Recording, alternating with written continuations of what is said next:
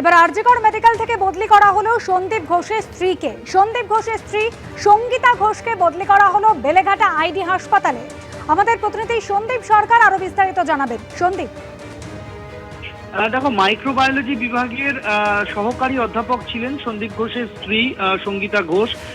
দীর্ঘদিন ধরেই তিনি মাইক্রোবায়োলজি বিভাগে কর্মরত রয়েছেন। আজকে যে ট্রান্সফার অর্ডার বেরিয়েছে স্বাস্থ্য ভবনের তরফে, সেই ট্রান্সফার অর্ডারে দেখা যাচ্ছে যে সন্দীপ ঘোষের স্ত্রী সঙ্গীতা ঘোষ তাকে বদলি করা হয়েছে এবং তাকে বদলি করা হয়েছে বেলেঘাটা আইডি হাসপাতালে। একই পদে তিনি রয়েছেন, সহকারী অধ্যাপক হিসেবে তাকে বদলি করা হয়েছে বেলেঘাটা আইডিতে। অ্যাসিস্ট্যান্ট প্রফেসর মাইক্রোবায়োলজি বিভাগেই তিনি কর্মরত থাকবেন। তার এই বদলির অর্ডার আজ থেকেই কার্যকর হলো স্বাস্থ্য ভবন সূত্রে, সেরকমটাই খবর। ধন্যবাদ সন্দীপ।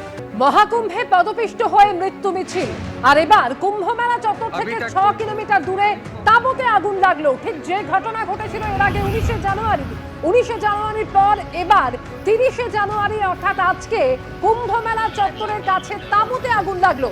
আজ দুপুর 2টোয় আগুন লাগে প্রাইভেট টেন্টে এবং দ্রুত আগুন নিয়ন্ত্রণে এনেছে দমকলে।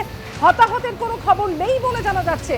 ঠিক এর আগেই গত 19শে জানুয়ারি ভয়ঙ্কর আগুন লেগেছিল কুম্ভ মেলা চত্বরে। একের পর এক টেন্ট সেখানে ভস্মীভূত হয়ে গিয়েছিল এবং তারপর ফের প্রয়াগরাজে টেন্টে আগুন লাগলো। তবে দ্রুত দমকল আগুন নিয়ন্ত্রণে এনেছে বলে জানা যাচ্ছে এবং ঘটনায় হতাহতের কোনো খবর নেই।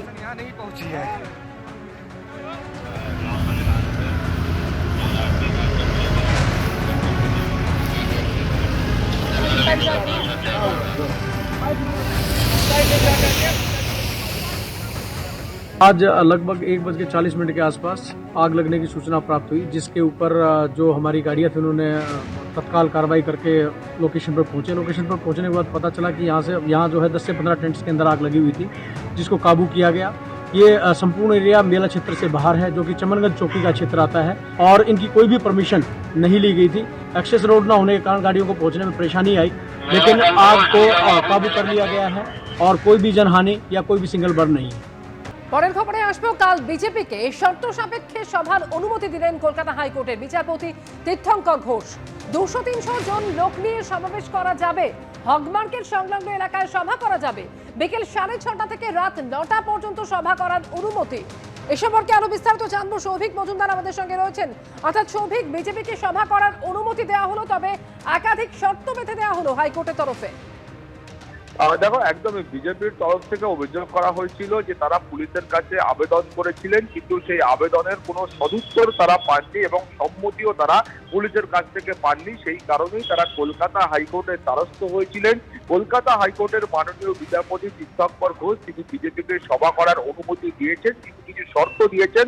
প্রথমত তিনি বলেছেন যে বিকেল 6:30 থেকে রাত 9টা পর্যন্ত এই সময়ের মধ্যে সভা করা যাবে এবং তার পাশাপাশি 200 থেকে 300 জন এই সংখ্যার লোককে নিয়ে বা সভ্য সমর্থক নিয়ে তারা এই ধরনের সভা করতে পারবেন, সেই অনুমতি দেওয়া হয়েছে। এবং কোনো রকম উস্কানিমূলক মন্তব্য এই সভা থেকে করা চলবে না।